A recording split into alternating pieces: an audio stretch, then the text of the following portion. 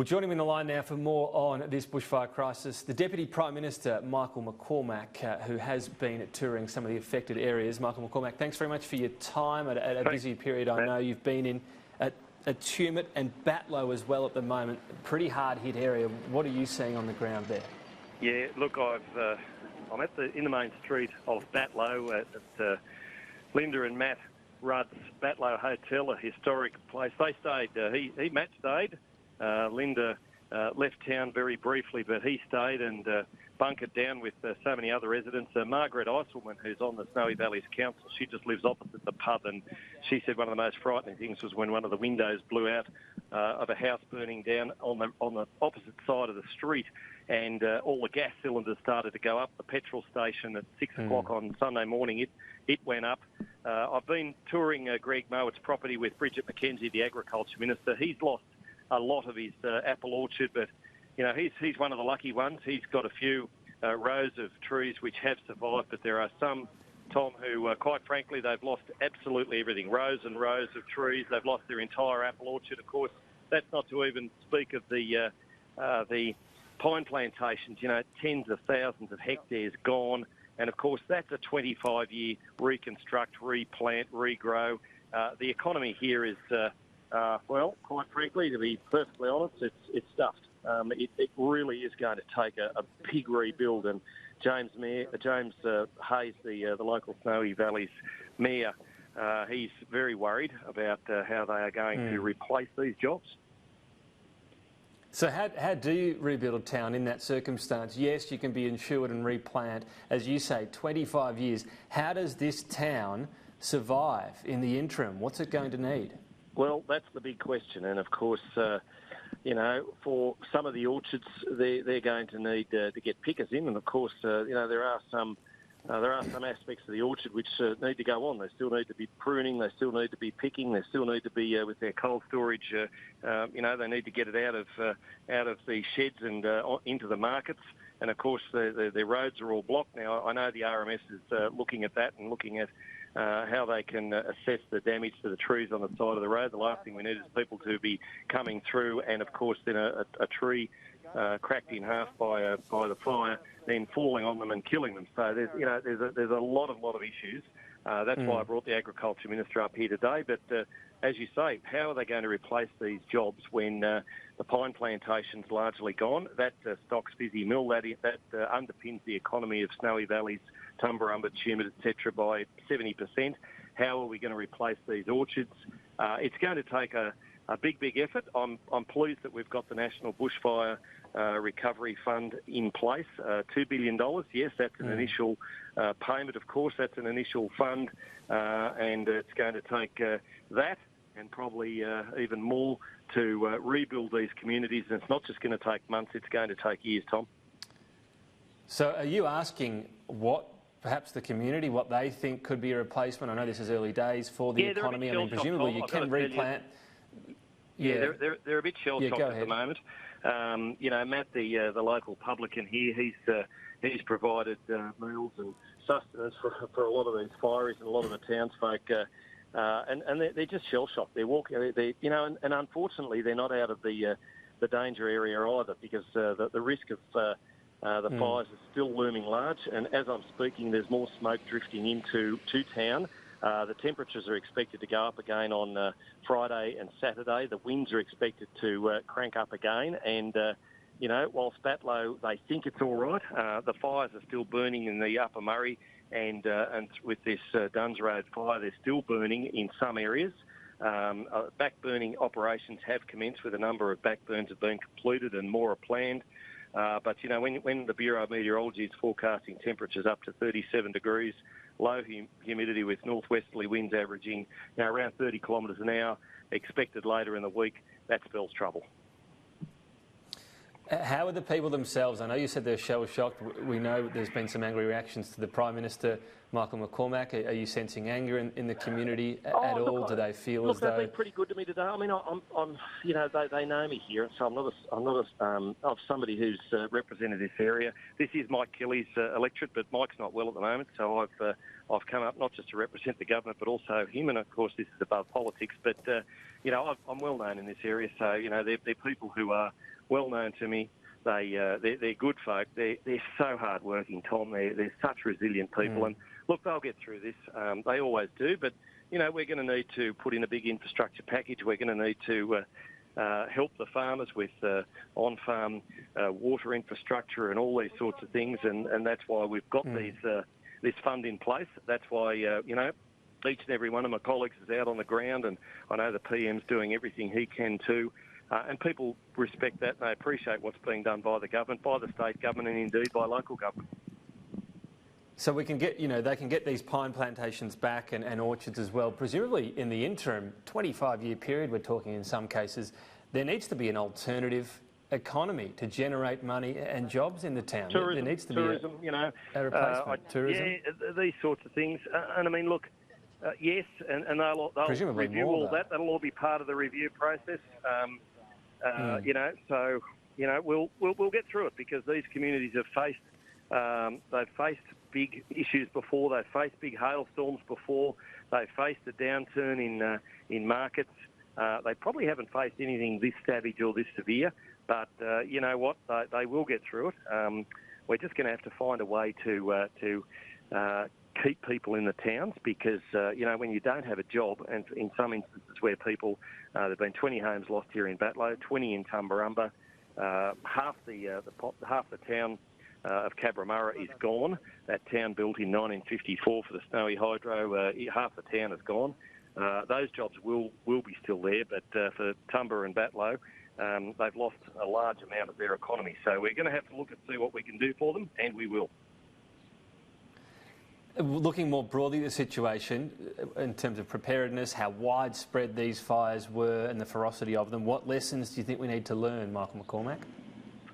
Well, you know, lowering the hazard reduction, of course, backburning operations. I don't know how many people have told me that, you know, the lessons of Black Saturday bushfires and what we saw a decade ago, you know, need to be heeded. The way the Indigenous people used to you know, manage the land and the country, those sorts of things, you know, and obviously we need to address all these issues, and in time we will. Do you think a Royal Commission would be suitable? I don't think that's going to be ruled out by anybody, quite frankly, and I think that's something that, yes, we can discuss, and yes, it probably is something that we're going to have to seriously consider.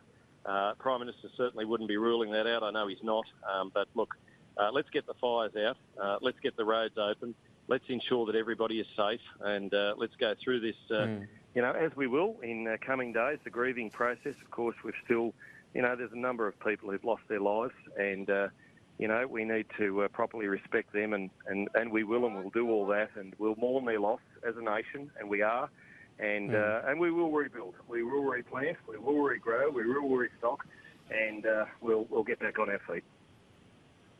The one factor you didn't mention when you were talking about lessons learned was climate change. Do you think this or do you feel this is the beginning of a new normal, these sorts of bushfires? That's a factor too, and you know, even an experienced orchardist, a generational orchardist like Greg Mowat, I asked him that question today, and he said, well, of course that's a factor, and he said there are a number of factors, and we all know that. We know that there's been dry lightning strikes. We know that even in an area like this, which normally gets 1,300 mils of rain a year, it's only got 700 in the last 12 months, and their biggest wet month was December, and normally it's July, August. So you know, that's unusual to say the least. And so yes, climate change. Of course, you know, the reports today, there's more than 180 people have been arrested for arson. Well, honestly, that doesn't help anything either. So and I say again, anybody who sees somebody lighting a fire, they should ring Crime Stoppers straight away. 1800 333 000. And you know, if fires are burning and people aren't onto it, then ring 000. They're the best numbers people can ring.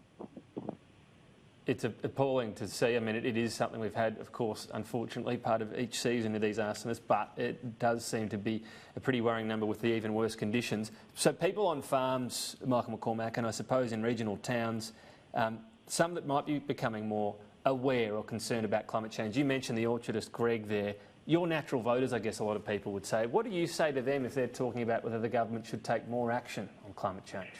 Well, I think what most people want right now is to get the fires contained, to get them out, and then we'll have a look at those sorts of things: climate change, back burning, native veg laws, land management, all those things in the context of whatever that might take. And whether that's a Royal Commission, well, it might be a Royal Commission. Whether that's some sort of COAG process or whatever the case might be, we'll look at that. But right at the moment, I think people here in Batlow, they want water, they want fuel. Their petrol station has gone up in flames. They're the sorts of immediate problems that we're addressing now. Very, very thankful here that the Army was called in and the reservists who came up from Wagga Wagga. It was the first deployment of that initiative. They were very thankful. I mean, they literally, with the RFS volunteers, saved the day. And as far as logistics are concerned, they've been in there, they've been helping, and they've been marvellous. So, that's the immediate concern. We can look at all the issues of why and when and how and wherefore when the process of getting the fires are out. And look, it's only early January, so we've still got a long fire season to go. And there are some areas which are of great concern. There are there's a lot of fuel load in some of the forests which aren't burnt, and I'm not just talking New South Wales or Victoria either. There's still other states which we'll be needing to monitor and needing to ensure that they've got the right resources. And of course, our firefighters are very fatigued.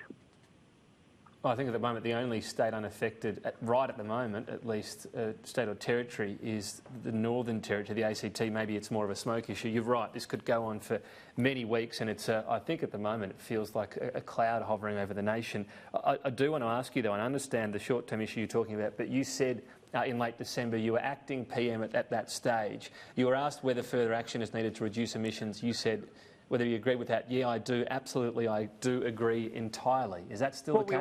We all need to do more as a government, as private individuals. Yes, we do need to take stock of what we're doing and how we're addressing it. But that's not to say, and I don't want to be drawn on the fact that coal is causing this, because it's not. And I don't know how many people have said to me, well, coal employs 54,000 people.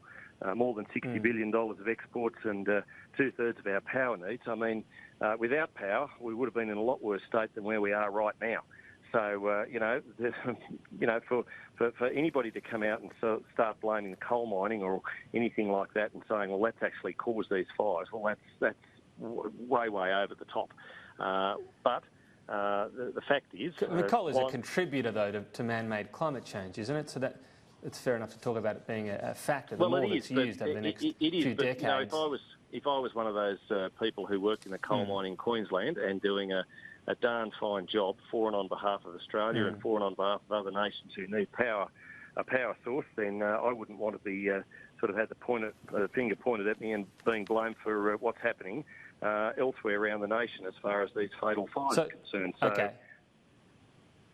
Right, so you point more about the workers, but just on you saying, just then again saying everyone needs to do more, the government needs to do more. Scott Morrison since has essentially said, these are our Paris commitments, that's it. He doesn't seem to want to do more. Well, we can have a look at that in the context of deciding what we do in the aftermath of these fires. And we are meeting and beating our Paris agreements. And, we're one of the nations which are doing it. I know there's a lot of nations that, pound their chest and say, look at us. But, they're not doing as much as Australia's doing. And quite frankly, some of them haven't even signed up to the Paris Accord. So, we are being a responsible nation. And, of course, it is difficult when you've got, volunteer firefighters out risking their own homes while they're fighting the fires of others and risking their lives to do so, continuing to hear the media clamour about climate change and what's caused it. What they want is the proper, help. I heard you just before I came on talking about donations, and it's sad to hear that some people are trying to scam the system. But I have to say, organisations like the Salvos and the Red Cross, and of course the RFS and the CFA, they have been remarkable. People want to make a donation. Donations to those very respected and amazing organisations are the right way to go.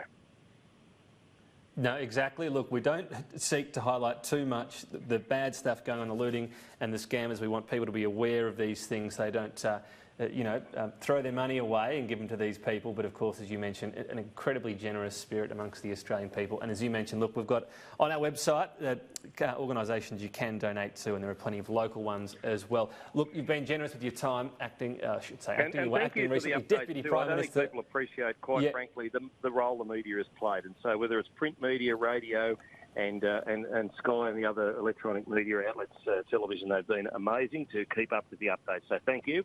We're all pitching in together, Tom. Indeed. Deputy Prime Minister Michael McCormack, appreciate your time today. Thank you. Thank you so much.